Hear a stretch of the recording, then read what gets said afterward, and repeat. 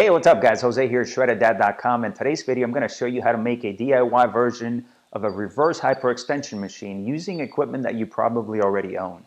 You're going to need a few things. You'll need an adjustable bench, you'll need a rack with J-hooks, a barbell, a dip belt, and then some resistance tubes, kind of like this one with carabiners at the ends. These are heavy-duty resistance tubes that are about ½ an inch thick. So they have a lot of resistance to them. Now, if you don't have some of the equipment here, that's okay. I'll leave the links right below this video so you can check them out. Now, once you have this all set up, you're going to be able to do reverse hyperextensions from the convenience of your home, just like the one you're seeing here. And the best part about this is that you're not going to need another piece of equipment taking up more space. So what I'm going to do now is I'm going to walk you through the whole setup so you can see how easy it is. So the first thing you're going to do is you're going to have the J-hooks and place them behind the rack facing the other way. So we're going to do that. I already have the one on the other side set up, so I have both facing the opposite way. Now I'm going to rest the barbell right on the J-hooks, and then you're just going to lift the bench and rest it right on top of the barbell. Now you don't want to have the barbell too high because you're going to have a lot of weight on this side, so you want to create some sort of counterbalance.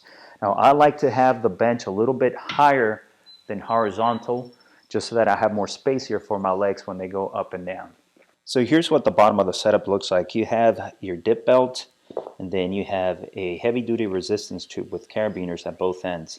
Now what you're going to do is you're going to wrap the tube right around the bottom of the bench here, and then you're going to wrap it around twice. I like to wrap it around twice for more resistance. So what I'm going to do now is I'm going to overlap the two ends here, and I'm going to clip both ends together with the carabiners, with both carabiners, so everything is going to be interconnected, so it'll look just like this. Now the last step is just for you to step into it, step in there, and then you're ready to go.